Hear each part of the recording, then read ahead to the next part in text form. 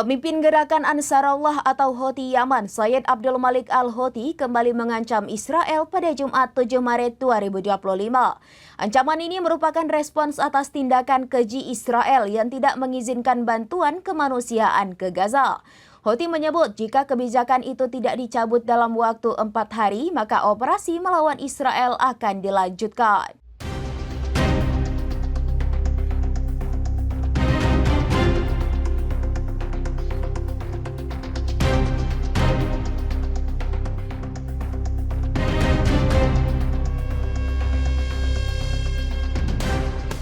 Sejak gencatan senjata berlaku Januari lalu, kelompok Yaman telah menghentikan serangannya ke Israel.